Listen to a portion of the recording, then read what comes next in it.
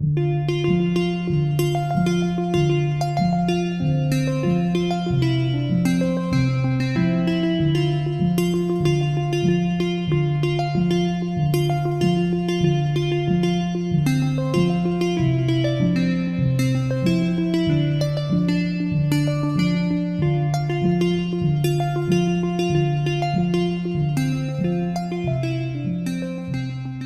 good morning. Welcome back, everyone. It's good to see everybody today. On behalf of the Wallace Stegner Center for Land, Resources, and the Environment and the Water and Tribes Initiative, it's my pleasure to welcome you all back to the Stegner Center's 27th Annual Symposium, the Colorado River Compact, Navigating the Future, our celebration of the Colorado River system and efforts to envision the river's future. I'm John Ruple. I'm a faculty member here at the S.J. Quinney College of Law and a fellow with the Wallace Stegner Center. As Dean Cronk-Warner noted yesterday, the University of Utah and the S.J. Quinney College of Law acknowledge that this land that we meet upon today, which is named for the Ute tribe, is the traditional and ancestral homeland of the Shoshone, Paiute, Goshute, and Ute tribes. The University of Utah recognizes and respects the enduring relationship that exists between many indigenous peoples and their traditional homeland. We respect the sovereign relationship between tribes, states, and the federal government, and we affirm the University of Utah and the College of Law's commitment to a partnership with Native nations and urban Indian communities through research, education, and community outreach activities. We thank all of our tribal dignitaries and representatives that have joined us today and yesterday for this event. On behalf of the Stegner Center and the Water and Tribes Initiative, I'd like to extend our heartfelt thanks and our appreciation to the principal sponsors and donors behind this event today. The R. Harold Burton Foundation, the Babbitt Center for Land and Water Policy, the Cultural Visions Fund, the U.S. Bureau of Reclamation, and the Walton Family Foundation. I'd also like to thank the long list of organizations and individuals who contributed to the event today. Thank you all. Events such as this would not be possible without your generous and ongoing support. So thank you. And thank you as well to the team that made this event possible. The WTI leadership team, to Matt, to Daryl, to Jason, as well as Mia, Meredith, Ann, Elisa, and Travis. To our event staff, Chris Monty, Susan, Tricia, everybody else that has been so helpful in making this event a success. To our IT team, staff, Sam and Spencer, I don't know where Spencer is, but thank you. You make it look much easier than it really is. And to the marketing folks, Henry, Janelle, Shelby, and Karen, for helping us pull off this incredible event over the last 2 days. And finally, to my colleagues, Bob Kiter, the Stegner Center Director, Jan Nystrom, our Associate Director, Professor Heather Tanana, Beth Parker, Jamie Plune, and Tom Mitchell, who work with me in the research program. Thank you to our amazing group of speakers. This truly is an all-star cast and an international event, and we're so appreciative to have you with us today. And most importantly, thank you to all of you that have joined us today and yesterday, in person or online. Thank you for engaging in this important conversation and for advocating on behalf of the Colorado River system and all that depend on the river. Before we begin, a few quick remarks about logistics. First of all, we understand that there were some parking issues yesterday. If you did receive a parking ticket, our apologies, that was not supposed to happen. Those will magically go away. If you get a ticket again today, please let us know. That should not happen, and we will take care of it. Food and drink. Yeah. I talked to Chris. She said it's magic. Yes. So no need to turn in your tickets, but if they do reappear, then certainly call us back. Supposedly, it's all going away. I think, has everybody noticed? Food and drinks outside the door. Feel free to bring those into the courtroom. Lunch will be served out in the lobby. Additional seating is available outside, and then there's seating down in overflow rooms at the end of the hall. Please try to be back at the end of breaks in your seats and ready to go for the next session. We've got a packed schedule again today, and we don't want to take time away from our distinguished panelists or from your questions. For the Q&A session, like yesterday, we will continue to use Slido, so please use the app. If you don't happen to have a smartphone with you, you can talk to Sam in the corner and he will put your questions in the queue. Feel free to monitor everybody's questions and vote to the top those that you think are most important and most useful, and we'll do our best to answer as many questions as possible. If you need continuing legal education credit from the state of Utah, that's available on the Symposium website. Go ahead and check in there and you'll be able to apply for credit. The King's English Bookstore has joined us online this year to offer a selection of books that have been written by our speakers and panelists, as well as other books that are of interest to Colorado River aficionados. So please visit the website. The link is available on the Symposium website, and of course, support your local bookseller. Online evaluations are available on the event webpage as well. Please fill out an evaluation. We read everyone, we take them seriously. We consider your comments and inputs when we plan events such as this and as we think about next year's symposium. And finally, please silence your cell phone. Now, reflecting on yesterday, wow, where to begin? I'm struck by how much has changed over the past century, the century since the Colorado River Compact was enacted into law. Ann Castle and others reminded us yesterday that there are over 40 million people that depend on the Colorado River for drinking water, and that there are 5 million acres, some of the most productive agricultural land in the whole world, that's irrigated by the Colorado River. The population of the 7 basin states has grown almost tenfold over the past century. Growth drives demand.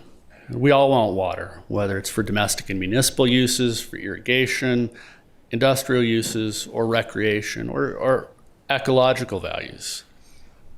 That increasing demand is occurring against a stark background, shaped by our changing climate. The basin is simply hotter and drier than it was a century ago. Neither the demand posed by a growing population nor the challenges that result from a changing climate appear likely to dissipate in the foreseeable future. Over the last century, we've begun to recognize these challenges. We've also begun to recognize communities that were, at best, neglected and often intentionally excluded in discussions about managing the Colorado River system. The 30 sovereign native nations that call the basin home, our downstream neighbor, the Republic of Mexico, and the myriad non-human ecological values that depend on a healthy river. We've heard about a compact that has remained static in its allocation in the face of change. We've dipped a toe into the incredibly complex body of law and agreements, the law of the river, that developed over the past century to bend that static compact to the needs of a dynamic world. We've reflected on the optimistic, maybe naive, maybe even intentionally over-allocation of 17.5 million acre-feet of water, and the challenges that are posed by squeezing that 17.5 million acre-foot promise into a 12.5 million acre-foot reality, all while thinking about non-consumptive values. We heard Professor Adler inspire us with our challenge for today: to evolve our laws and institutions to reflect the values, not of 1922, but of 2022 and beyond, to host a more inclusive table, and to recognize environmental rights. The good news, as Daryl reminded us yesterday morning, is that we all share a common goal: a healthy and sustainable Colorado River system. And as Secretary Trujillo reminded us, there's significant progress upon which we can build. In her words, we need to see and to seize the moment. I'll add my own observation that work proceeds at the speed of trust. We've incurred a deficit of trust over the last century or more. That distrust must be overcome, and events such as this create the understanding and the empathy, something that Oswell and others noted is critical to our success. So thank you for being here. Thank you for being part of the discussion. We're all in this together, and failure is not an option. Chris also reminded us the value derived from seeing the delta and of getting out on the river. These are not abstract challenges. We need to put a face to the river and to the people that depend on it. And in the spirit of facilitating that, I humbly offer my raft to the cause. I'll even haul the groover if that helps. Today, we take a deep dive into the discussion of future management options. Our first panel will address developing the next management framework for the river system and implementing that framework, as well as the merits of establishing an entity to oversee the ongoing management of the river system.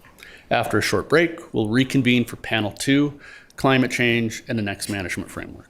After lunch, and an opportunity to take in some amazing artwork, which is visible down in the overflow rooms at the end of the hall, panel 3 will address strategies for equitable sharing of available water. Panel 4 will pose an ambitious vision for the next 100 years.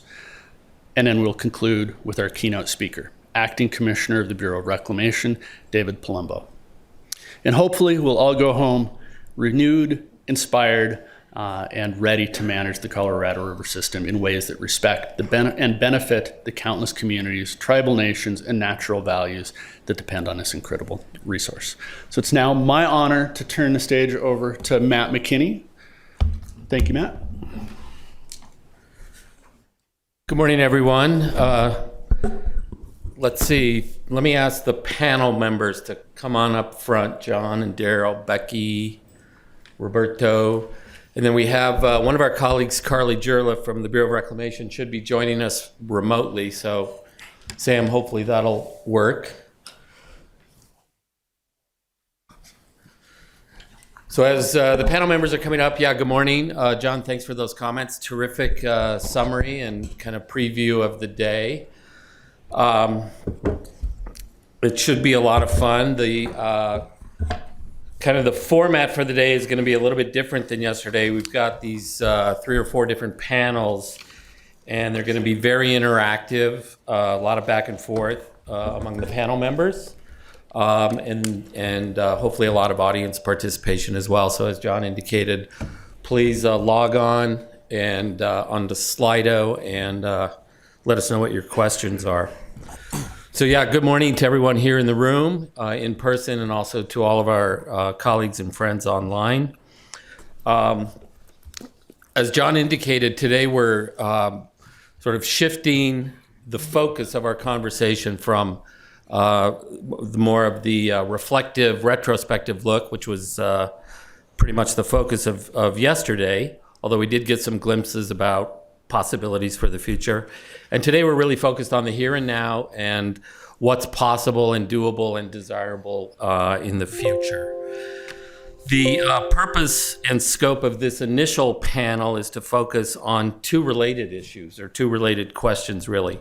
The first one is the process of developing the next management framework for the river system, including opportunities for sovereign-to-sovereign negotiations, as well as strategies to engage water users, stakeholders, and the broader public in those various conversations as the next framework is being developed. And then the second focus of this particular panel will be focused on implementing the next framework, including the merits of creating some type of a basin-wide sovereign entity to oversee management of the river, particularly beyond 2026. The more substantive issues that were raised yesterday around climate change, the environment, shortage sharing, and so forth, those are going to be addressed more directly by other panels later today, this morning and this afternoon.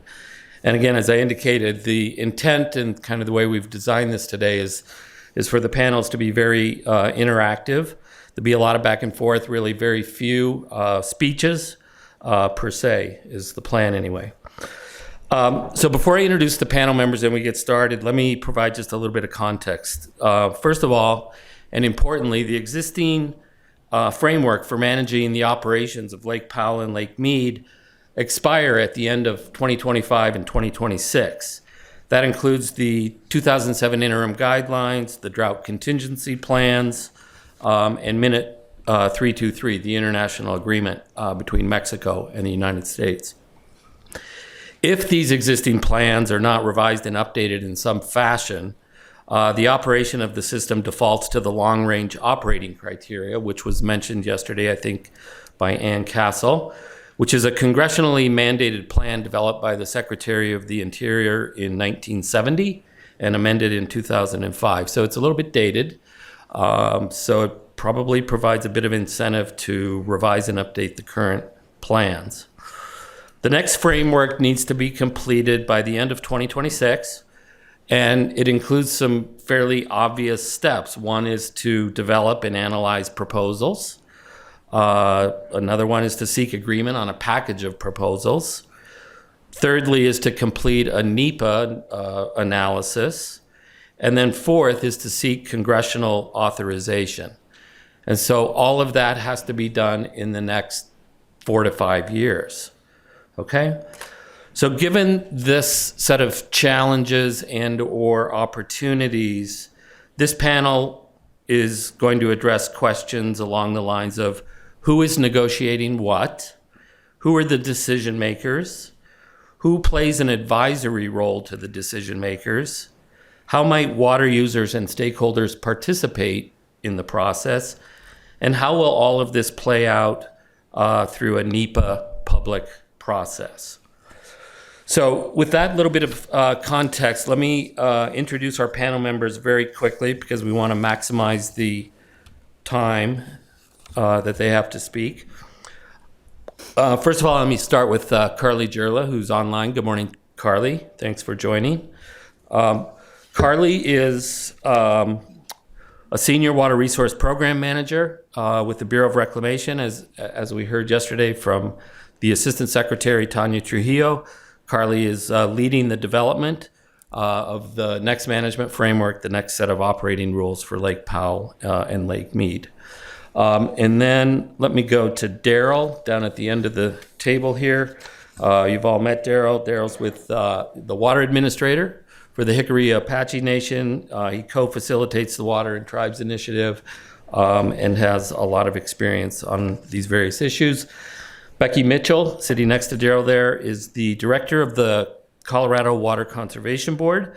So she oversees conservation, development, utilization of the state's water resources. She's the governor's representative in terms of negotiating the next management framework for the Colorado River. Sitting next to Becky is our friend Roberto Salmón, who served from 2009 to 2020 as the Mexican Commissioner for the International Boundary and Water Commission.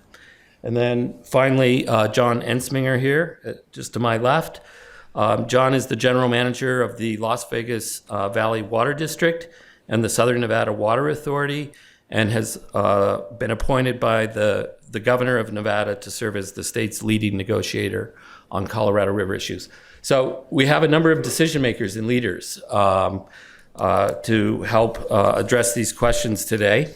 What I'm going to do is turn this over to Carly for about 10 minutes, and she's going to provide a bit of an overview of where the federal government is at, where the Bureau is at, where the department is at in terms of their thinking about the process for developing the next management framework.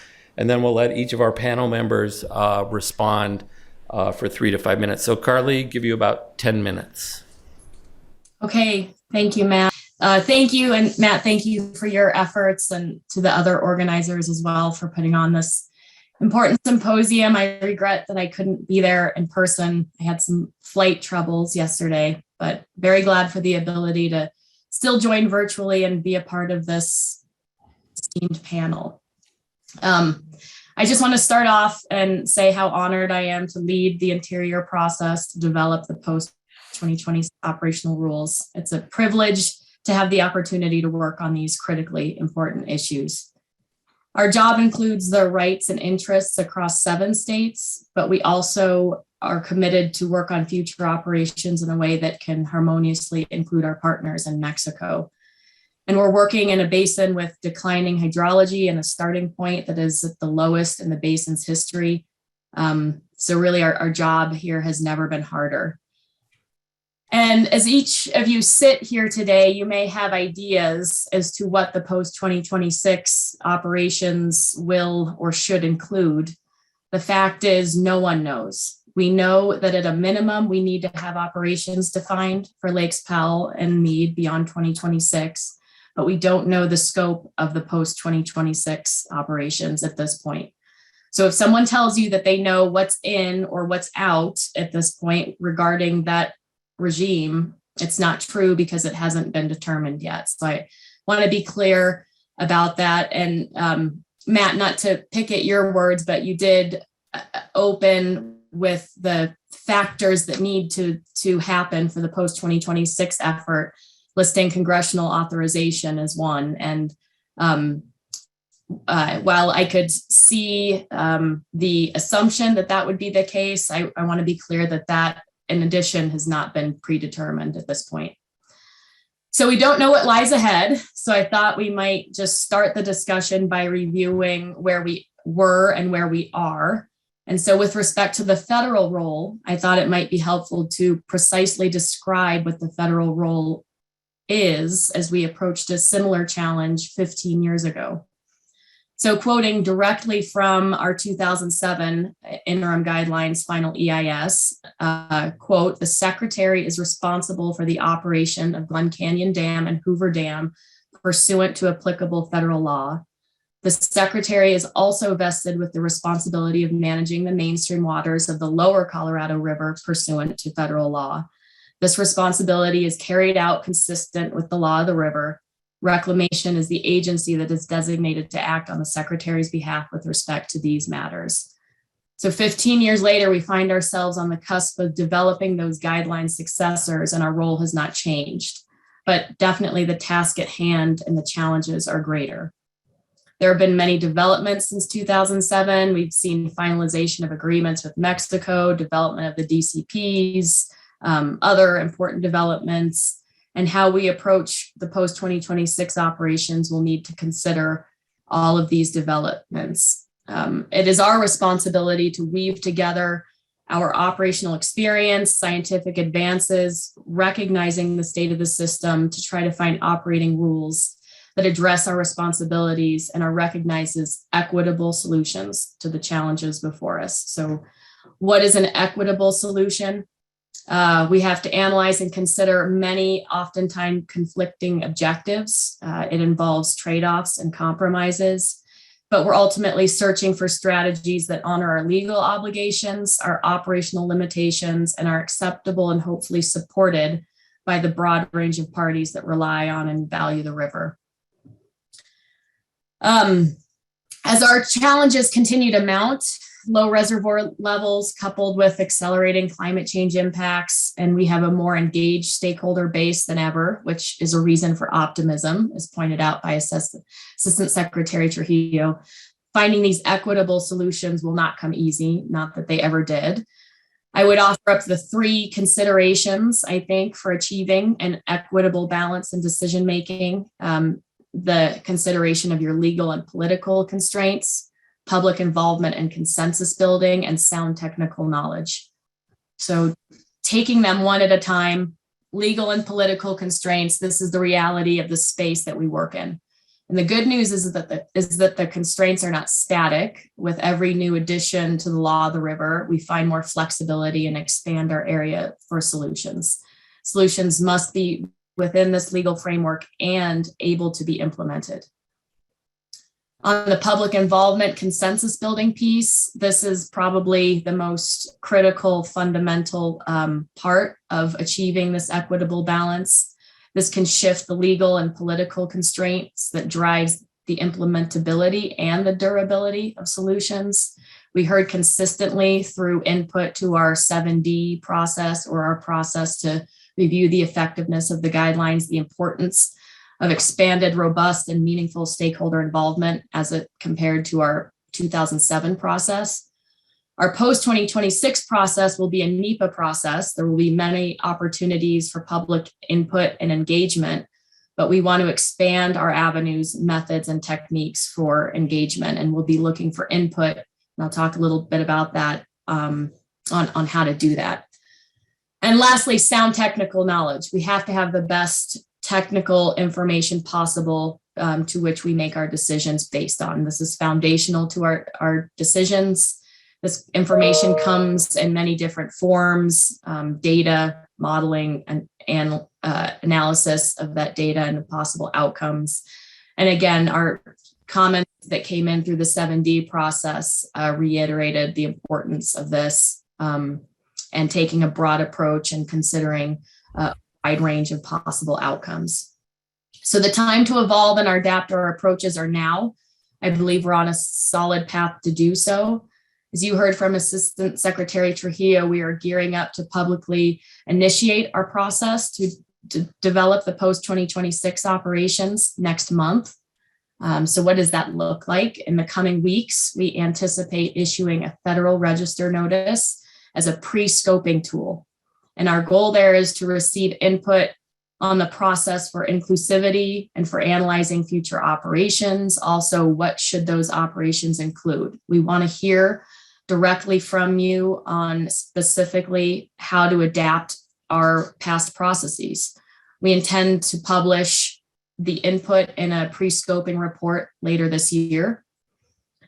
While we feel it is prudent and necessary to start down this path towards longer-term solutions as we grapple with the very daunting current challenges, we also have to acknowledge and be real that if we continue to see the declining hydrology and find ourselves focused on current emergency situations, we may not have the luxury of exclusively focusing on post-2026 in the months and years ahead. We do anticipate formally starting the NEPA process with a notice of intent to prepare an EIS issued at the beginning of January 2023, so initiating a formal scoping process. And we feel that the information we receive through our pre-scoping process will be invaluable as we design the process going into January 2023.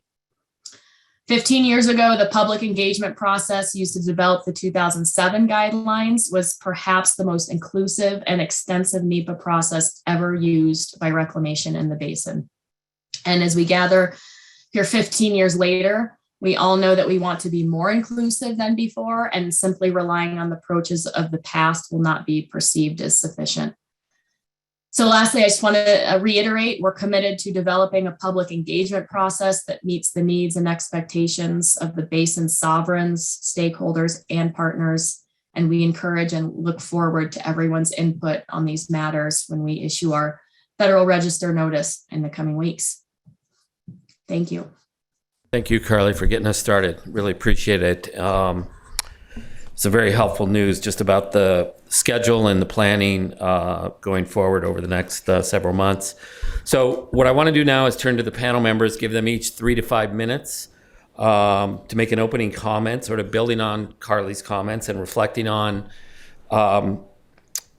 respectively, sort of expectations of the upper basin states, the lower basin states, Mexico, as well as the tribes. So maybe I want to take it in that order. Becky, if you wouldn't mind starting from the upper basin perspective, and then we'll go to John, lower basin, and then Roberto, a perspective from Mexico, and then we'll let Daryl bat clean up.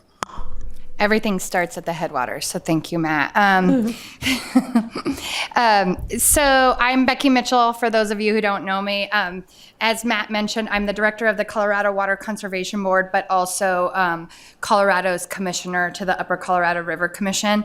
As I sit today, I'm just reflecting on Colorado's perspectives, not necessarily representing Colorado's interests as we go into the post-2026 negotiations, but I'll probably touch on that a bit. I can't help myself. I think as I sat yesterday and thought and listened to everyone, and as we're focusing on these future negotiations, we have to look at the history. And I was going to say that everything we do goes back to 1922 and the Colorado River Compact. And what I learned yesterday was that it's even more than that, especially as we're talking about inclusivity and including all different voices at the table, and how do we do that better. So I think it goes back further than that, but it's important to remember that that compact serves as the foundation for everything that came after that. And it's important that we remember that as we talk about what comes next. So I was appreciative that Ann Castle mentioned that we don't want to just throw that away, but it also provided flexibility and the ability to do more, to put things on top of that. The interim guidelines are a perfect example of that. How do we do things so that we can be responsive to the hydrology and take the state of the system into account while still operating in that compact? So as we're sitting here today thinking about, okay, the future, we need to continue to be responsive to the actual conditions and then find that flexibility where we have it to respond. We're experts at that in the Upper Basin. I believe we are experts in that. Our uses are variable. We're very dependent on the conditions. When it's not there, we don't have it. Our users rely on the snowpack, and we put it to beneficial use when it's there. We face shortages. It's part of our daily lives, and nobody's seen it more than the tribes in the southwest corner of the state in Colorado, where last year they experienced, I think it was less than 10% of project water. So that's intense, and so we are trying to be flexible and live within our means for sure in the Upper Basin. Talking a little bit about the 07 guidelines and the interim piece of that. We wanted to learn from what was happening. We wanted to I guess, learn by doing is the key phrase. We've learned, and we're gonna take that knowledge into the future. We've learned what it is like to plan when we thought the hydrology would be better than it was, and we have to learn that it's not going to be there in the future, and we're going to have to work on deepening relationships so that we can find the win-win solution. So whatever does come next, like everything before, it's going to be subject to the compact, and it's important to keep the compact and the equities guaranteed in the front of our mind. We're bound and committed to that. So, but I think there's ways to do it better. At the same time, and this is of utmost importance to me, that we have to find ways to hear all the voices, specifically of our tribal nations, and of the tribal nations. Colorado, I believe, is trying to do that. We are also in a fortunate place because we have water settlements with both of the tribes, and so it may be a bit easier to do that in Colorado. So I don't say it flippantly, but we have to start doing better. And it's not only with our tribal nations, but I think as we think about those are sovereign. And so there is a priority there that we have to honor and bring into the conversation. We're going to continue to support that. So if through questions, we can get into more details on my thoughts on that. So that's all I have. Great. Thank you, Becky. Go ahead, John. So, as is my custom, I'm going to try really hard to make sure I don't get invited back. And following Becky's lead, I should probably clarify. Matt said I'd be given the Lower Basin perspective. I doubt seriously California and Arizona want to be associated with my comments, so I am giving Nevada's perspective. And Nevada's perspective is this, to paraphrase the dread Pirate Roberts: the future of the Colorado River is pain. Anyone who tells you differently is selling something. One snort, I'm going for 3. We're all losers, right? We're all going to lose. I wasn't able to watch yesterday, but I guess from what people told me, it was summarizing a daunting challenge, but sounding an optimistic note that we're all up to the challenge. We're up to the challenge because we don't have any choice. But the reality of how much water this river is going to give us and matching up our systems to that is beyond daunting. I've tried, and I think most of you know, Southern Nevada is using an 11 million acre-foot annual hydrology for our future modeling, for our resource planning. And I see Brad Udall in the back row. I've tried very hard to get Brad to tell me that 11 million acre feet is a worst case scenario, and he refuses to do so.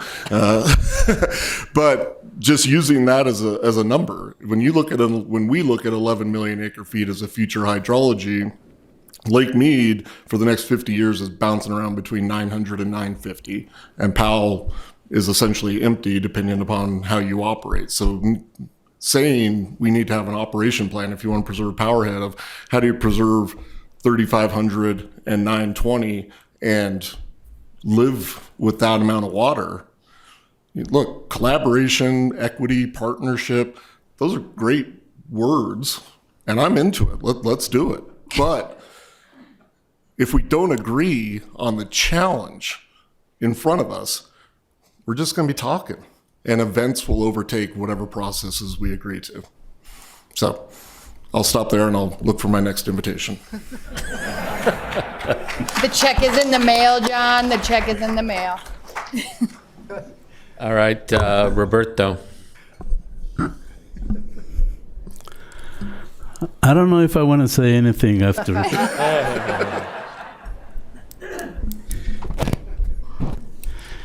No, I will. Well, yesterday it was a pretty good day for the conference. We learned how we got to where we are today.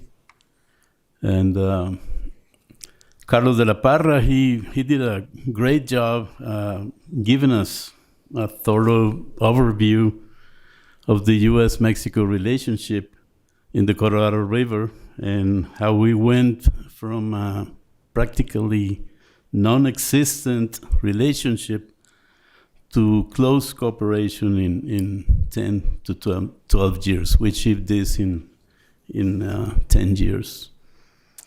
So we have come a long way in this relationship. Yesterday we also heard, and we will continue to hear today about the conditions of the basin, which really scares me, to say the least. In the bilateral relationship, we have been preparing to face these dire conditions.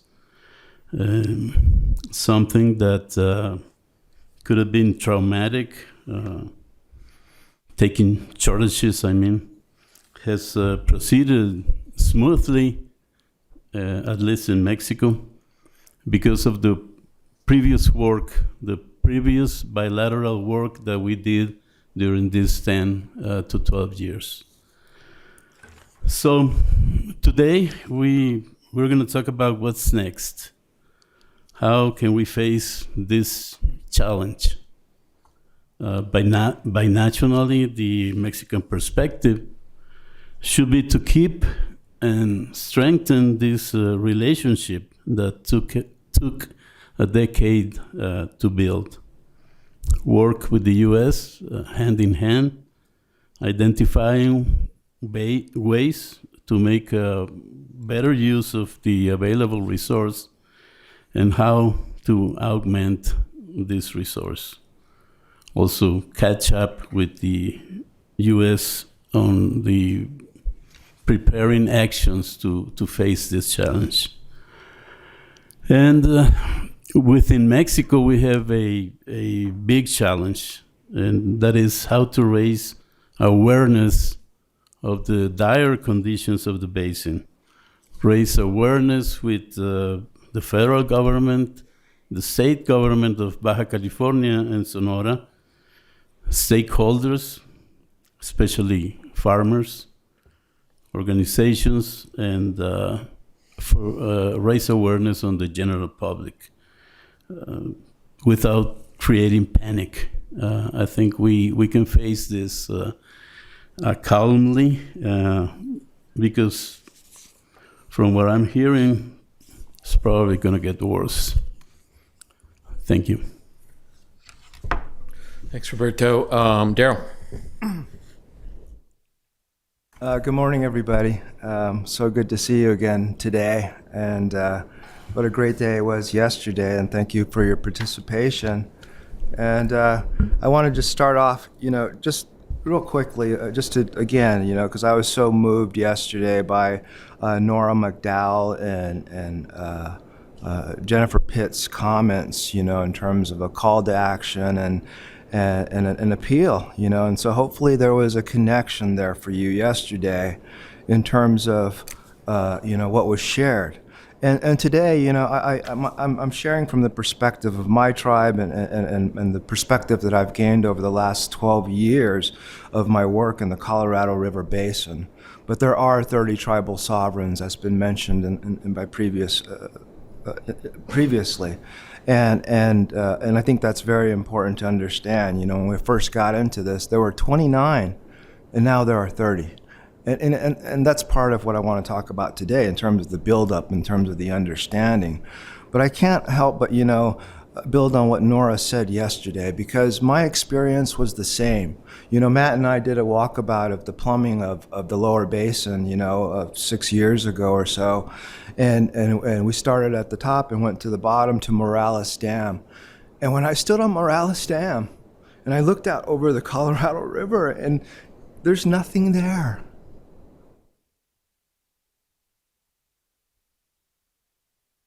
And for me, that was, how can this be? How can this be? How can this be that, the Navajo River flows through my reservation, and then it goes into the San Juan, then it goes into the Colorado. How can it be that there's no Colorado River anymore? And I made it my personal commitment again that day. It reconfirmed, what I was already hearing from the tribes in the 10 tribes partnership at the time. That this is important. This is beyond us, and we need to do something. And so I wanted to start with that, because I think it's really it was brought up yesterday, but from what I've been taught in terms of who I am as an indigenous person, that that I need to operate from a stance of absolute humility. And what does that mean when we're having these Colorado River conversations? It means to me that I'm just part of the bigger whole. I'm part of the ecosystem. And if that's where I operate from, then I will, give value to everything else equally. And so I think that's important to understand. And the other thing that's important that I wanted to share with you, because, the parallel kind of activity that's been going on. Those 30 tribal sovereigns have been in this basin for thousands and thousands of years. I don't know if you saw the footprints at White Sands. And they estimate those are 30,000 years old or whatever that is. And, it looks just like my foot. And so, I was blown away by it. But anyway, thousands of years of being in this basin. And the last 12 years has been about telling you who we are and explaining to you how if you know one tribe, you know one tribe.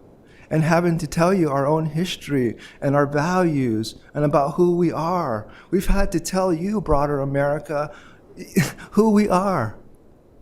And we've had to build that stage. And I remember at CRUA, the first time I was giving a talk, and Celine Hawkins, thank you, she was writing notes for me because I didn't know what I was saying.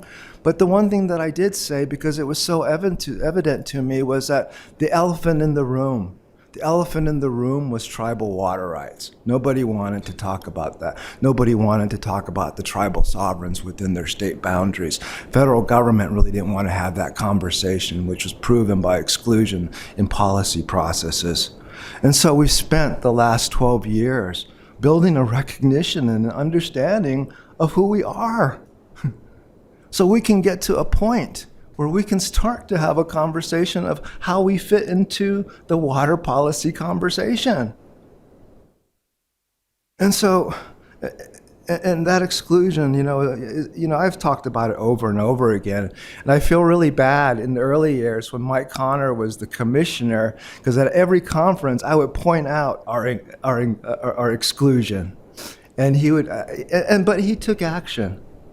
I'm really grateful for that because he became a partner and my close friend now. And so when we talk about how we move forward with the next framework, it has to be grounded in the understanding of what's happening commensurately in the tribal world. And absolutely, the inclusion includes institutional, structural inclusion of tribal sovereigns. And you've heard that over and over again, that there's consensus about that. And how are we going to build that? How are we going to actually move that? Especially when we say that that's important. And right now, we've been building those relationships and those partnerships. Tribes have come together, and we're working, through mechanisms of the partnership. And the Tribal Water Study forwarded that conversation, the efforts of the Intertribal Council of Arizona. And now with this Basin Tribal Coalition, a group of 20 sovereigns in the basin sent a letter to Secretary Holland, indicating their concerns and their solutions.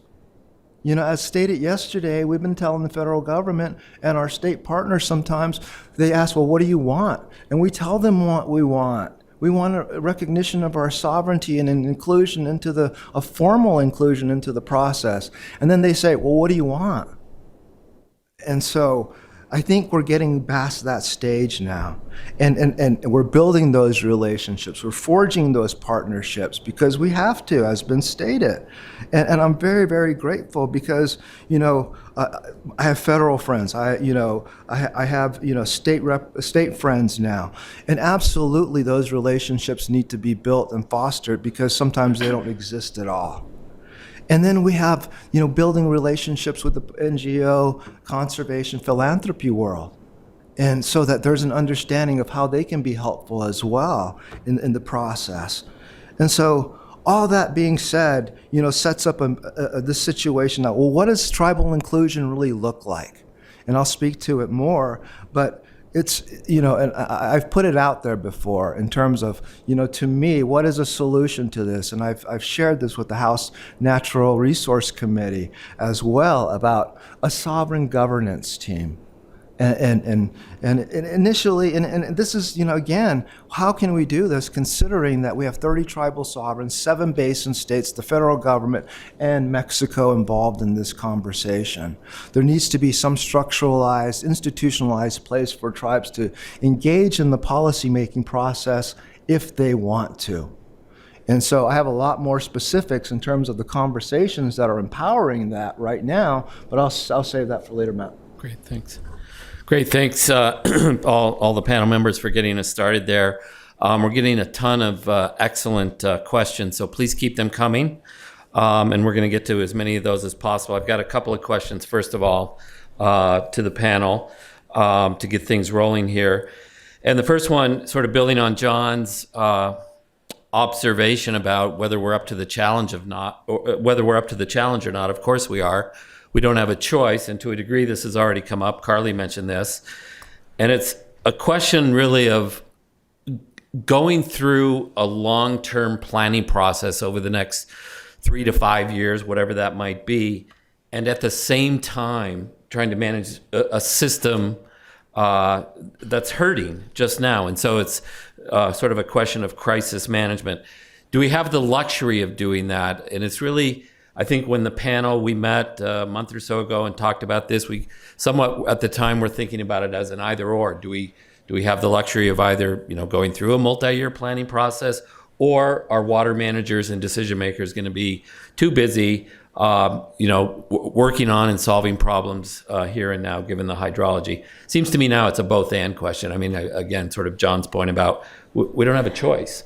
So maybe just to have some reflections, John, maybe ask you to start, and then we'll go to Carly, and then see if others have a comment. Sure.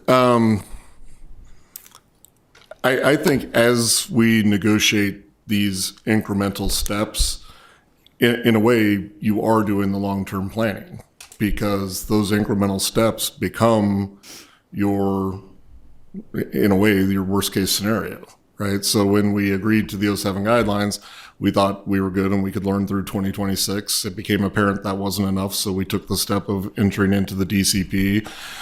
The DCP itself dictated that we would take additional steps if the modeling showed mead going below 1030. That happened in August, so we came up with a 500 plus plan. And with the hydrology we're seeing now, I think we're going to need more steps even between now and 2026. So that becomes sort of your low elevation operating agreement. And then if we get 1982, 1983 or something, the reservoirs bounce back, then you have the luxury of a longer term planning process to put tiers on top of that. I mean, believe it or not, we're so functional in this basin. We will at some point spend a couple months arguing about surplus criteria during this process. But the incremental stuff is going to be what tells you your critical low elevation operating guidelines are. So in that way, I think the short term feeds into the long term. Great, thanks, John. Carly, anything to add? Maybe just saying almost the same thing, but a little bit differently. We could find ourselves as we're trying to negotiate how to piece together the short-term solution to challenges. What we're really doing is building the longer-term strategy, but focused more on the lower reservoir operating side of the strategy. And then the only other thing I would offer, though, is that I do think it's critical that both the long-term and the short-term view are considered at the same time, and that there's components of longer-term certainty with respect to policy and legal decisions that can help inform where the short-term is headed and give partners and entities the ability to agree to things in the short term if they have an understanding of where the long-term certainty might be headed. And so that's just another reason, I think, to tackle them both at the same time. Okay, good. Becky? I have to go. Thanks. So I think you're going to hear it here first. I agree with John and I agree with Carly. And so I don't think I represent the whole Upper Basin states. And I don't think John represents the whole Lower Basin states. And I don't think Carly represents the whole of the federal government. But I think what you're going to hear us say right here and now is that we have to do this. We have to do it now. We can do both the short term and the long term, and we should. It's our responsibility. What we have done is been doing that. The DCPs, DROA, the 500 plus plan, all of those things are that short term planning. I do have to call it out also, though, as we think about this, the short term, what we're dealing with now, the situation that we are in, we don't want to do anything that puts us in a place where the reservoirs are so low that we have no flexibility in the long-term planning. And I think that is something that we're thinking about. But we are, like John also mentioned, we are going to be learning in this. And just like we've learned since the '07 guidelines and the drought contingency plans that followed that, we're learning what we need to be doing, and that we're going to have even more flexibility and more responsiveness into the future. All of that while being inclusive. Roberto or Daryl, anything to add?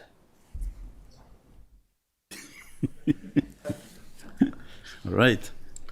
Well, I don't know. I consider myself a long-time planner, and I always like to look at the big picture and think in terms of 30, 50 years. But I also understand the pressure and the urgent need to go to a short planning scenario. I don't think that one should exclude the other. I think things can be done simultaneously, probably by putting a team to work on the long-time planning and another team working on the short time, trying to solve the current situation. I don't know. It seems like how John mentioned that we have been off target since many years. I mean, we planned for different levels in Lake Mead, and it seems like we needed to do something else, like the TCP, and now the 500 plus, and then what's coming next. So that'll be short time planning, but somebody has to be also thinking in the long term. So that'll be my. Daryl, anything? Yeah. Thank you all. Just really appreciate it. And today, I mean, during this time of the anniversary of the compact, and we've used the language of, enjoyed and had the pleasure of 100 years of water development. And tribes have not enjoyed or had the pleasure of that same 100 years of water development. And so, I think that's very important to understand that we're still in the process of developing our water rights. There's still a process in the Colorado River Basin where tribes haven't settled their water rights yet. There's still a situation in the basin because of that situation where tribal leadership could not be self-determined in their ability to manage their water rights and their water resources, were not able to, their membership was not able to have access to clean water, and subsequently people died during this pandemic at a lot higher proportion on Indian reservations, and it's directly connected to this issue in terms of our ability to be included in the conversation as sovereigns, so that we can make the decisions about our own water. And we don't have that ability to do that right now. We want to be a decision maker at the decision maker table for our own water. And what can you learn from us? And you heard a little bit yesterday in terms of that thousands of years of living in this basin about sustainability and adaptability. Those things get thrown out quite a bit. But more importantly, what did we learn yesterday about tribes in terms of surviving? And so John brought that up, so thanks. Okay, good. Okay, I'm going to start sifting through some of the questions from the audience, and I'm going to sort of take the liberty of combining and mixing and matching here a little bit. This first question sort of builds on Carly's and also the Assistant Secretary yesterday letting us know that in the next month or so there'll be this pre-scoping announcement and then some sort of a formal NEPA scoping process starting January of 2023. And the question goes to, and I'm going to sort of build on a couple of the questions that have come in from the audience here, but it goes to the purpose and scope. And the questions here are as follows. Although the word equitable occurs in the original compact, our ideas around equity have changed over the last century. How can we redefine equity to include all human and non-human needs for water in the new compact? And again, we heard Professor Adler and others talk about some of those new social values. Related to that, and thinking of it in terms of purpose and scope, are we going to discuss the real elephant in the room, limiting population growth? So let me see if there's a brave soul that wants to start that one. Go ahead, John. Yeah, no, we're not going to do that. I mean, that's not going to happen. So you want me to extrapolate? Maybe you can reflect on the first bit about equity and how that's going to be both the human and the non-human components of the equity question. Well, the question started with purpose and need, so maybe I'll start there. This basin has innumerable challenges, and I don't believe within the scope of an operational NEPA document and a record of decision, you have any hope of solving all of those problems. I believe the purpose and need, the major federal action that will be analyzed is how do you operate Meade and Powell together, possibly the initial CRISP units as well. What are the pre-agreed upon shortages? What are the rules of the road for ICS or banking and delivery? The purpose and need and the scope of this document is how you operate plumbing.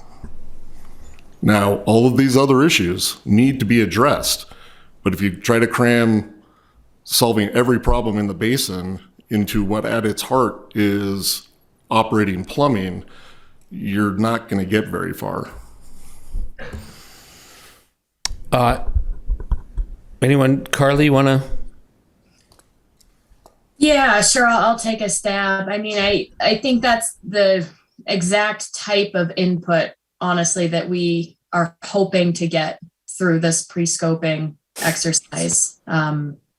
Just the thoughts, and this, it precedes scoping. So this activity isn't going to set the purpose and need. That comes later out of the scoping to start in January of next year. So, please share those viewpoints. But I think John makes a good point as well.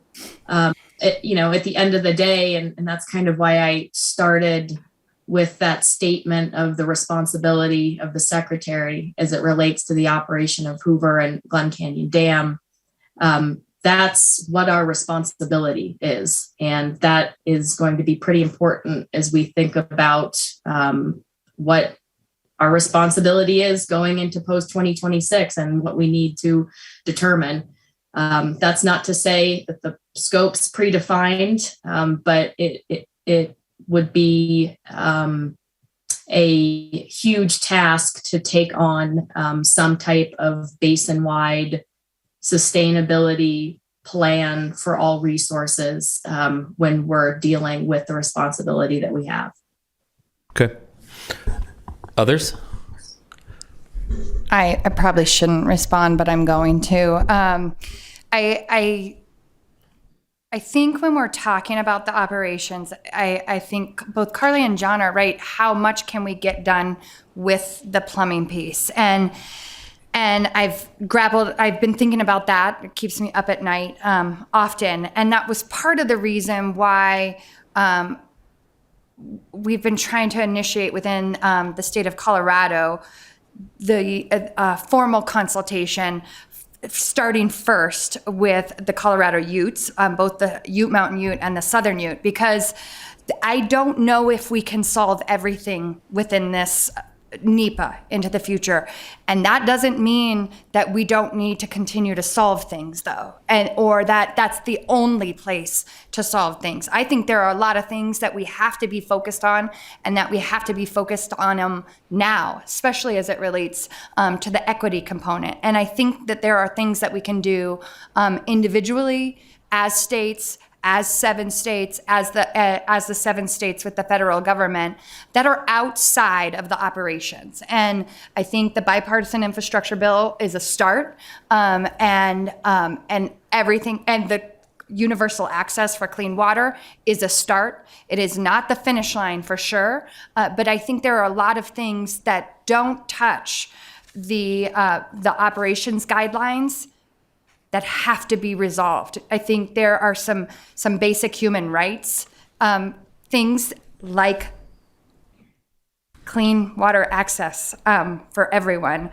that has to be dealt with. And so that has been my thought as we've gone into the conversations, the sovereign to sovereign conversations in Colorado, is what can we do? What can we start doing now, and how can we build those relationships so that we address those things? So just to put a finer point on that, and to clarify, at least for myself and others, that the NEPA process will be a piece, that'll be a necessary piece to get at the operating, the plumbing stuff. But there may be other issues, Becky, that you're alluding to that require a different package, if you will, or a different process to both resolve those issues and then move forward to implementation.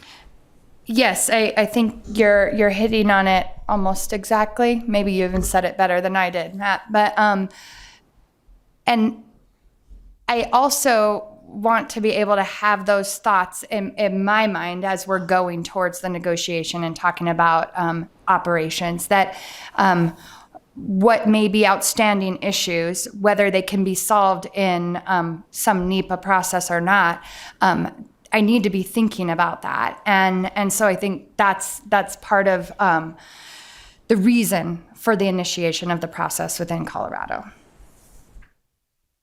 Daryl or Roberto, anything? No, I just a couple of things that were there for me. When we have the equity conversation, got to remember that equity, we weren't a part of the equity conversation. So equity for tribal sovereigns was determined for us. And so I think, when we start to have the conversation about equity, it starts with, understanding relatedness and inclusion. And so that, we can determine, be a part of the conversation about what equity is. Because when we talk about, cultural and traditional values being incorporated into this policy framework, it's hard to understand, how we can do that when we're not even formally part of the conversation. And then just to go back to the other conversation previously that I forgot to mention, is the reality right now of unused tribal entitlement, and the reality is that the hydrology may prevent tribal sovereigns from ever being able to develop that water. So we had a situation where we're excluded from 100 years of policy, and then now we may not even have the ability to develop our own water rights because the water won't be there. And so I think that's very important. So again, for me, the foundation of all these conversations lies is, where do we formally include tribes in this conversation? Okay. Roberto, let me toss this question in your direction as a planner. The short-term plans have been mostly developed without public input or stakeholder engagement, without a lot of meaningful, engagement. If the new guidelines, the longer-term plan, is built out of these short-term plans, as was sort of kind of suggested, how do we get tribal and environmental considerations considered in a meaningful way?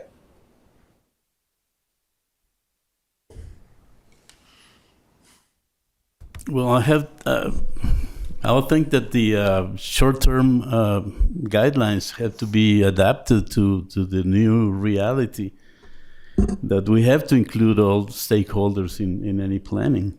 So that's what I mentioned in my opening remarks. I mean, one of the challenges for Mexico is how to include all the stakeholders that were not included in the negotiations of Minute 318, which apparently we forgot about that minute, but it was the stepping stone minute for 319 and 323. And so I think that all those that have that saying within this long-range planning should be there. Okay, so what it will be is an adaptation or a transformation of the short-term planning that we have been using for the past years. Anyone else? I mean, I guess what I'm thinking, just recent, and I could be off the mark here, but like the 500 plus plan, the lower basin, the drop draw experience, ongoing, unfolding as we speak, were plans that were developed largely without a lot of openness, transparency, inclusiveness, any sort of robust stakeholder, tribal engagement, environmental. If those are going to start being the building blocks for this longer term post 2026 plan, how do we have our cake and eat it too? How are we going to have open, inclusive processes and yet be building on these processes that were less so? And we're all learning, right? I mean, so in a way, this is a big experiment, but Daryl or Becky want to? I'd be happy to jump in real quickly. And I want to point out something real quickly too, that a recognition, because, and it's starting to shift now and transform, but, for, decades, we were, tribal sovereigns were stakeholders. We were not sovereigns. And so, I think that's really started to shift recently in terms of the conversation of acknowledging tribal sovereignty and self-determination. But, in terms of short-term planning, I mean, it's important to recognize again, DROA is premised on the 07 guidelines, and remember, we didn't have any formal inclusion to that process. And so on the positive side of that, kudos to Carly Jerla and her team in terms of, kind of the starting the sea change, hopefully, in terms of how the federal government is interacting with the tribal sovereigns in the basin, with the outreach and communications, specifically with DROP and DROA. And we're at a point now where we're actually talking about inclusion of the language that tribes have offered up at this point in time for the plan as we move forward. And so there is, positiveness in terms of that relationship being built. And then what's coming out of those conversations is, access to opportunity for tribal sovereigns that are available to the other sovereigns in the basin. And so there's this conversation of solutions in terms of how can we start to create this toolbox, if you will, of flexible tools that others can engage in, that tribal sovereigns would have access to. And those are things like marketing and forbearance agreements, water banking, those things that, of course, a tribe is going to be centric in terms of how they want to do that, but then always thinking about, what is the bigger picture as well. And so those are positive things. And absolutely, Carly had said, and I asked her point blank on one of the DROA meetings, is this process going to be used to inform the next process? And she said, absolutely.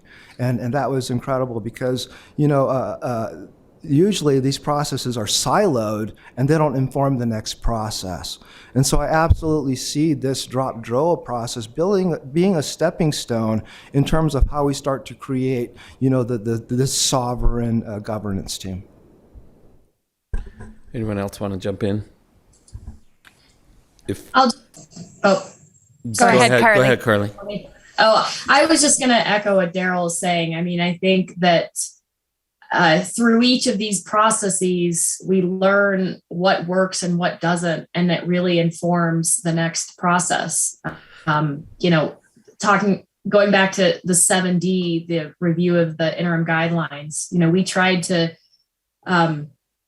host meetings, take the opportunity where we had multiple different groups of partners in the room at the same time to hear the same thing or to share viewpoints and perspectives amongst each other. And I think that was extremely valuable.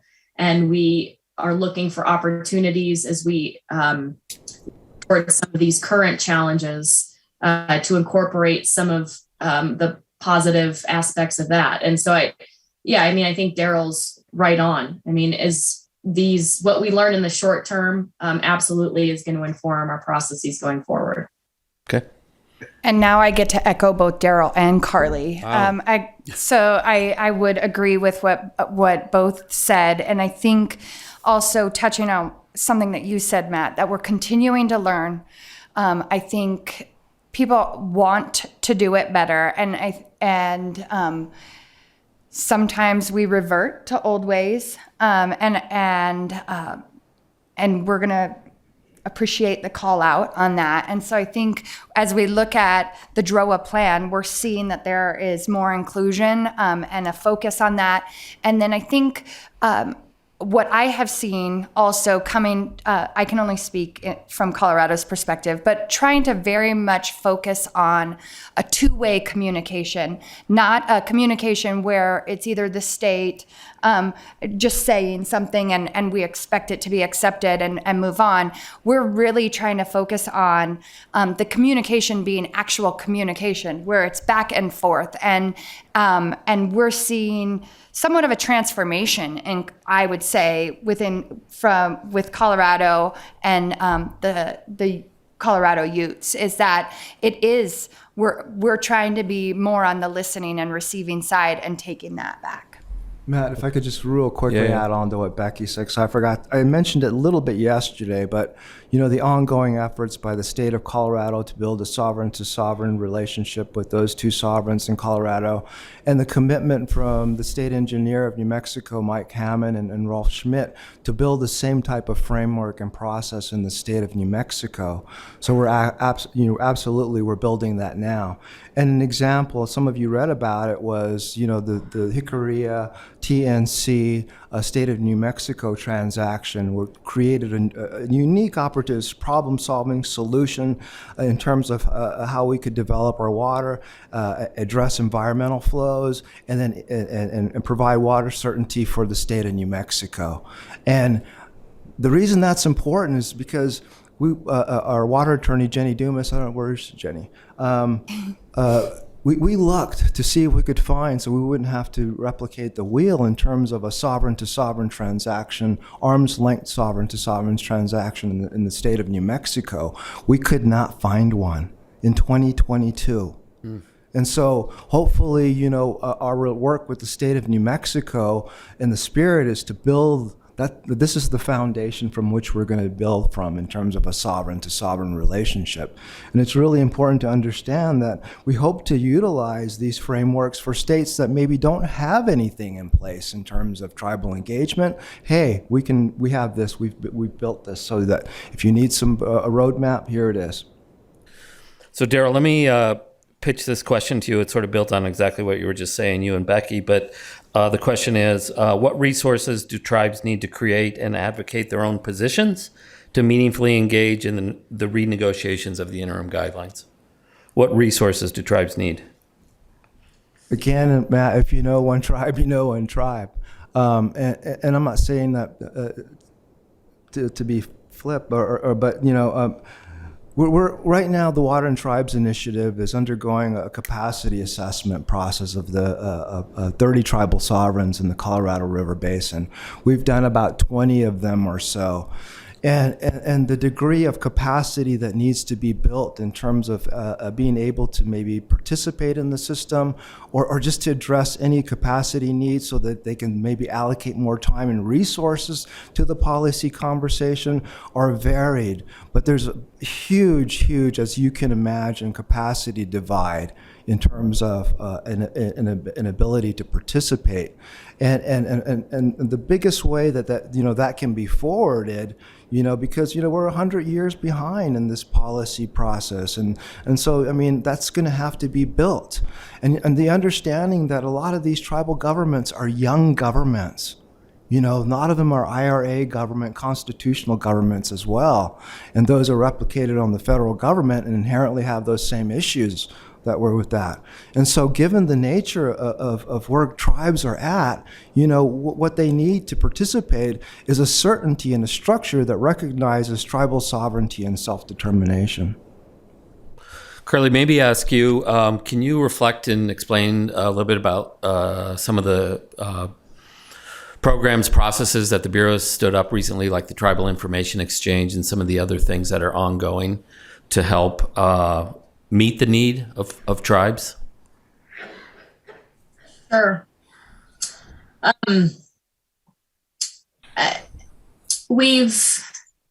So I'll just hit that one right on, Matt. We've recently, I think August or so, stood up what we call the Tribal Information Exchange, and we invite all three of the tribes, tribal leaders and their key staff as well, for a monthly virtual session where we share, hydrology, current operations, but any updates going on with any of the priority items in the basin. And that's in addition to, reaching out and attending when invited 10 Tribes partnership meetings. Those are critically important for us to be able to reach out to tribes in addition to the ITCA meetings. Really appreciate our involvement with that group as well. We have an MOU with the water policy group of the ITCA to share information as it relates to post-2026 efforts to kind of keep that dialogue open. And I think all of those different, I think the engagement structure needs to be a myriad of different techniques and methods. And I think those group settings are very helpful to share information. But I don't think there's any recognition on our part that that's going to be sufficient going forward. I think there needs to be, individual, tribal discussions, groups continuing to go forward to be able to strike the right balance. Right. But we do have some good things set up. I would just add to that, because I think the Assistant Secretary talked about it briefly yesterday, that building on the letter from the 20 tribal leaders in the basin, that there's a process, a meeting being scheduled, planned for the Secretary, the Assistant Secretary to sit down with the tribal leaders, partly to talk about engagement, but also to talk about some of the more substantive issues as well. And so that's another piece that speaks to the issue about tribal engagement and so forth. And then I think it's not really a secret. All of the upper basin tribes, the 6 upper basin tribes, are starting conversations with Wayne Pullen here and the leadership in the upper basin, in a very similar fashion, just about ways to exchange information, build a common understanding, work together, to be more meaningfully involved in the decision-making process, whether it's drop, DROA, or any one of a number of issues. So a number of things happening. I want to come back to maybe find a question, see if we can get a rise out of John here. Why shouldn't fundamental issues like universal access to clean water be part of operations and the NEPA conversation? NEPA explicitly speaks to social and economic impacts. Well, I don't think I said that universal access to clean water shouldn't be part of whatever the solution is. I was articulating what I believe the major federal action in front of the Secretary to be in terms of reauthorizing the 2007 guidelines. So you may well have multiple secretarial actions, but how many of those you can combine into a single NEPA process, and how many of those need to proceed in separate but equally important processes, I think is a question. I'm speaking of sort of black letter NEPA law. What is your purpose and need? What is your major federal action, and how are you going to define your scope? And I said, I think if you combine all of the problems of the river into a single purpose and need, you're likely to bog down and not achieve a record of decision by the end of 2026. Okay. Anyone else want to pile on? Good. Let me go to this one, Becky. How can the Upper Basin and others, Daryl, how can the Upper Basin stakeholders look to the progressive programs the Lower Basin states have implemented over the past decade in either creating an Upper Basin interstate demand management framework or smaller intrastate programs? You want me to go first? I think that was a little bit of a setup question, and I want You've been so agreeable so far. There's a lot that's going on in my head right now that I'm thinking about what I should and should not say. I'll take a thank you. But I think there are things that work in the Lower Basin, and there's things that can work in the Upper Basin. Demand management was one of the tools in the toolbox. There better be many tools in the toolbox when we talk about the situation that's at hand. It is one of the tools. And when we look at the hydrology that we've seen for the last few years and what could have been accomplished, I get a little bit nervous. We also saw, and I get to answer this question as it relates to demand management, because Colorado has, I believe, and will stand by this, really been the leader in the upper basin and in investigating it. And one of the issues, well, there's multitude of issues that we say have to be addressed before we sign on and sign up and go wholeheartedly into a demand management program. Funding is a piece, equity is a piece, and does it really solve the problem, or does it solve enough of the piece of the problem? So I think it was 2 days ago now, it feels like a year ago, we had a board meeting with the board that makes the decisions in Colorado and has discussions on the policy issues, such as things like demand management. And we said, okay, we need some time to have the other states catch up, but also have this broader basin, upper basin perspective on what demand management isn't, how it could be helpful from the upper basin perspective. So let's focus on intrastate components of solutions and really look at resiliency on the local level. So much of what we're seeing in Colorado, and I'm only speaking from Colorado at this point, so much of what we're seeing in Colorado on the local level is that folks are struggling. And so really focusing on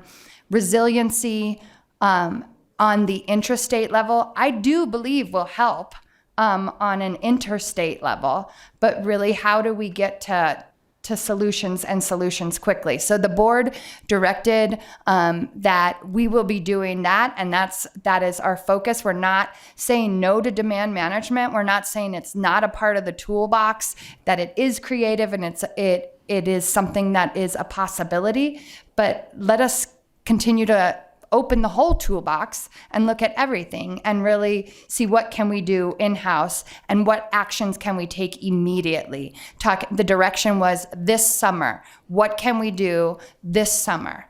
And not to get paid, not money coming in for fallowed lands, but that may have to happen, and it's not necessarily with the funding mechanisms that demand management may have behind it. We are creative. There's bills in our legislature that are about turf removal. There is much work going on, and we have so much experience in Colorado with living with less. When we talk about the tribes not being able to develop, I kept thinking we have been living within the hydrology that's available. Daryl, were you going to add anything? Yeah, if I could, I just wanted to add a couple different things in terms of upper basin specifically. And, I've talked a lot about this in the past, from the partnership perspective in terms of the recognition of just a huge amount of unused tribal entitlement in the upper basin and the inability to develop that water because of the structure of the law of the river, its governance structures, whatever. And that's a reality, and it continues to be a reality. And I think one of the things that, I've heard from upper basin tribes is, we look down at the lower basin and there's compensated conservation and ICS that's occurring with tribal governance structures, but that the same activity isn't happening in the upper basin. And so when we talk about demand management and that toolbox, definitely looking at how can we get access to that toolbox as well. And I think, one of the realities that was lined out by Carly to a large extent is that understanding the absolute political realities and the demographic that exists in the lower basin. And I think there's a concerted effort right now, in a couple different things for the upper basin to really mobilize in their conversations with their tribal sovereigns and with the upper basin states to really align on what does this really look like specifically for the upper basin. And I think those are moving really quickly in terms of building consensus in terms of, what are we going to do as a whole in the upper basin. That's one thing. And the other thing is that it just pushes the conversation again toward this idea of that, why do we have the need for this this line in the sand, and to really start looking at the a whole of a basin approach rather than upper and lower basin. And because some of these things are already being divisive in terms of that conversation, and it's actually sometimes potentially pitting upper basin tribes against lower basin tribes because of conflicting interests that's been created by the structure itself. And so when we look at, upper basin specifically conversation, as Becky mentioned, that's the headwaters. And when we're talking about that, how can we start to and especially tribes, how understanding the hydrology, understanding the urgency, but understanding that it's our water, and how is it that we can develop that water responsibly given the climate? Okay. Anyone else want to chime in? Okay, I'm going to move on. We got a few more questions here. Not quite sure who to direct this question to, but a lot of people want to know, can we assume that the Lake Powell pipeline is now dead?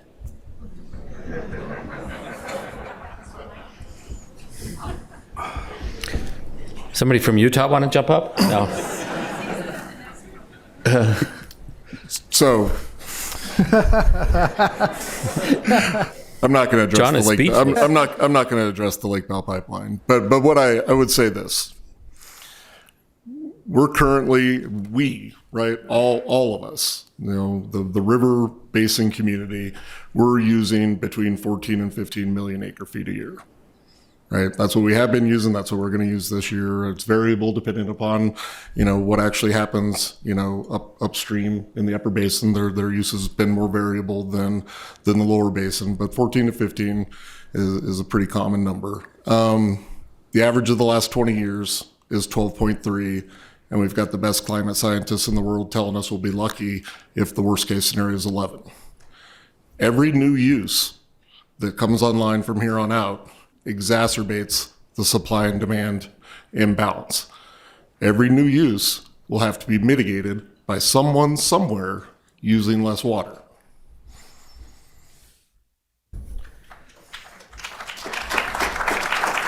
Yeah, and I just want to clarify too that if you can't include tribal water in the conversation about new use because it's already in the system.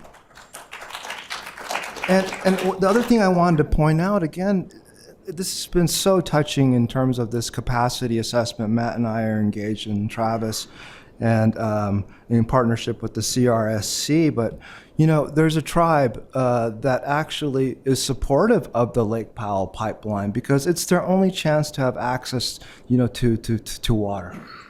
And so, we have to take in those considerations as well about, again, if one tribe, one tribe.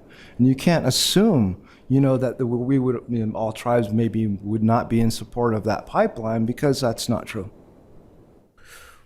Roberto or Becky, Carly, you're good? Good. Okay. I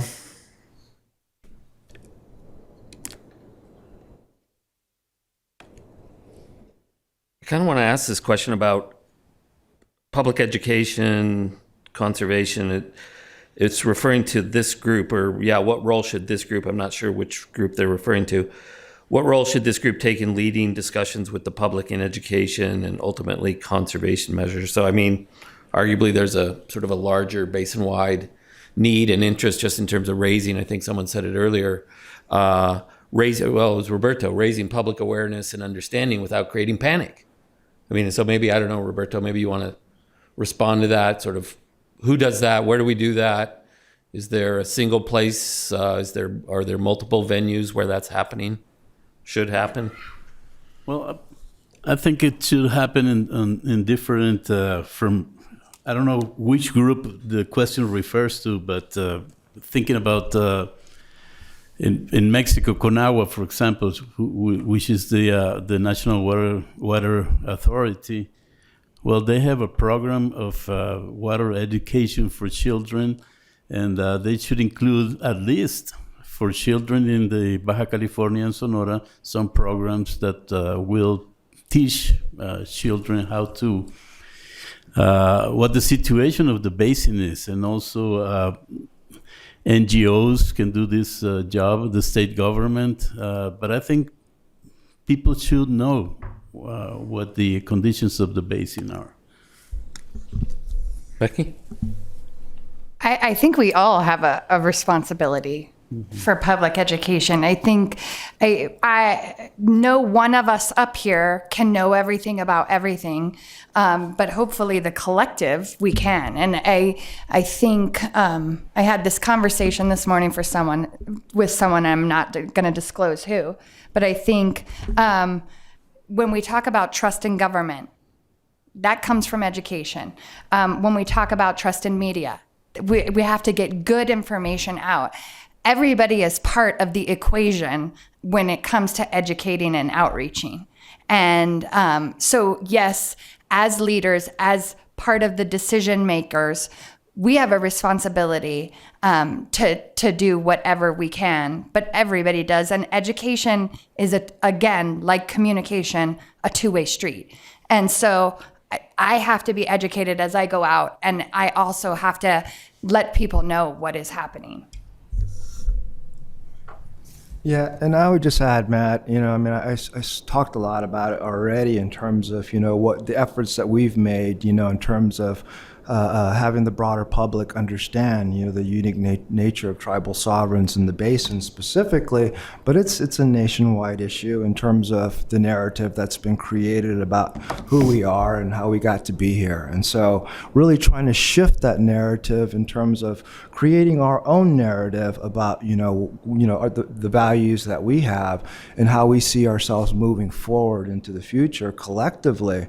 And I was reminded, when Roberto was talking, because, and once I learned something and happy to share, anything that I can that will forward it, because I was going to say this earlier in my opening remarks, but when I was at Morales Dam, we then got to go down into Mexico, and we got to visit the Cocopah on the Mexico side and went to the little museum in the community there, and very, very, very proud people. And they were telling us that they were fishermen and that they fished the Harvey River. And then you look out and you see, boats maybe 50 yards away from the shore, because there's really not much of a Harvey River anymore. And so getting that type of information out in terms of just, what is really going on in our communities, what is really happening, like on reservations right now, it's not very good. We're at the top of the worst list. And why is that happening? It's because there's this lack of understanding because of the historic narrative that's been created. And so we're trying to shift that narrative because, we are in the willingness that's been afforded by tribal leadership and tribal governments in terms of their absolute spirit of willingness to, even in spite of all that's happening, to be a part of the solution. Okay. Good. Okay, last question, and then we're going to take a short break. And this has to do with post-2026 river management, governance, decision-making, problem-solving. And bear with me while I set this question up a little bit. Since there's not currently a basin-wide entity to coordinate management of the entire basin, some people have called for a basin-wide commission. We heard Professor Adler, Larry McDonald even mentioned this yesterday, or a basin-wide commission or some type of sovereign governance team to provide a more unified, more coordinated, whole basin approach, a process that is more inclusive of all values and interests in the basin and emphasizes the unique role of sovereigns, Mexico, United States, and tribal, in contrast to stakeholders. Considering what we've learned over the past 100 years, managing the Colorado River system, the interests of tribes and others to develop and use their undeveloped water rights, and the predictions for a drier climate and a basin-wide commitment to use less water, do we need a new system of governing the Colorado River post-2026? Why or why not? So I'm going to start with Daryl, and we'll come down the line, and Carly, give you the last word. I would say absolutely we need a new structure, but understanding the current responsibilities we have right now in terms of river management in terms of, what are the immediate needs, and probably the best way to address those immediate needs is through the structures that exist right now. So understanding that, but also understanding that, absolutely there needs to be a framework. And I've said this for a long time. I think the system collapsed a long time ago, and we're just starting to feel the real impacts of it. And so, what an opportunity that we get to create a water future in the basin together. And I think that's where I'm at in terms of the continuing recommendation of how that starts to evolve and happen, and the absolute necessity for an understanding of each other.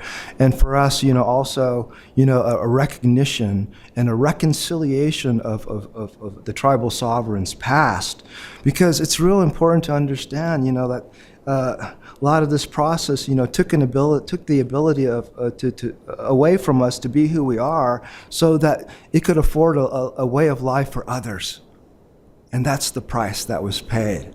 And so now, for us to be a part of the solution and be included in that absolutely needs to happen in a new structure. And I give suggestions on how that might look based on some things that have already been created, but absolutely it needs to be completely different in my opinion, but utilizing the existing structures to get there. Okay. Becky? Thank you, Daryl, for saying utilizing the existing structures. I think it's often uncelebrated of what has been accomplished. Also, like we think about, there is not a 7-state, we've avoided 7-state litigation. Water has been served to 40 million people. Has it been perfect? No. And in 100 years, people are going to look back and talk about how much this group messed up, even if we do it better than it has been done before. And so I think it will not be perfect, whatever comes out of changes. We have an opportunity to do it better now. And I think that there are ways to do that. I don't know all the answers. I am definitely willing to listen and hear that.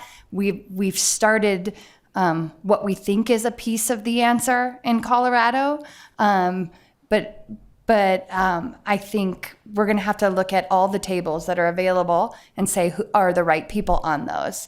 And what we started off with, I don't think the 2026 operations is the only place that there is opportunity for an expansion of involvement. Great. I think there's many places. Thanks, Becky. Roberto? Well, between Mexico and the U.S., we have a legal framework that governs our relationship regarding to water, which is the 1944 Water Treaty. So if thinking about a basin-wide commission, I mean, if it's within the scope of the 1944 treaty, I guess Mexico shouldn't have any problem on joining such a management organization. Okay, good. John? So probably mildly contrarian as usual. This basin suffers from many things. A lack of bureaucracy is not one of them. So I guess I would advocate for mostly the existing structures, and those structures have evolved.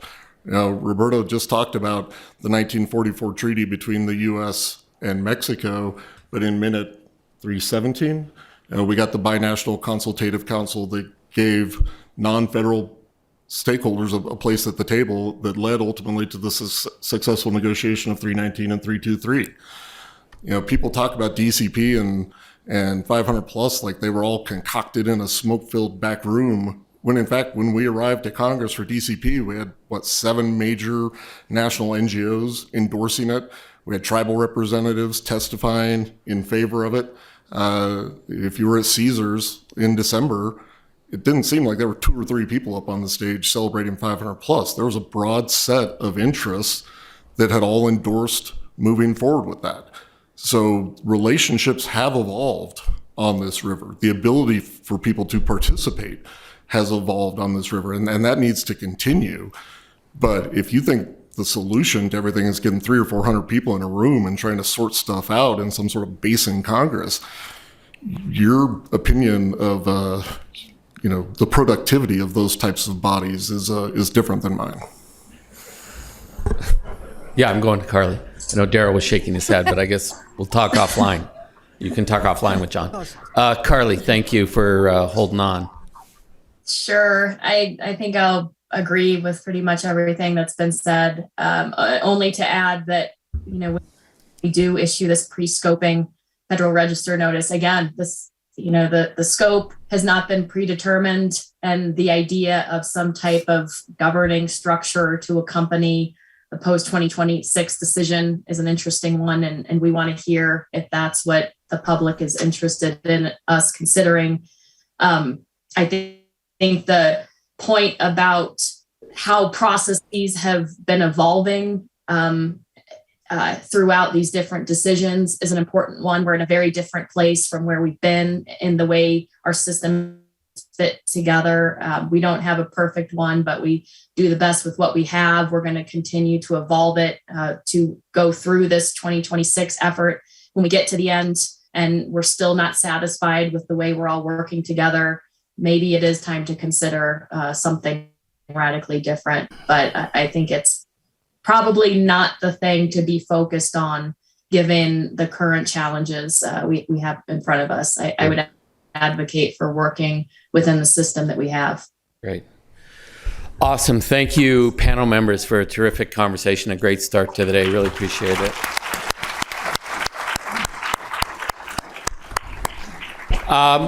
We're going to be on break now. We're going to take a break, be back at 10:45 sharp. We'll talk about climate change and the next management framework.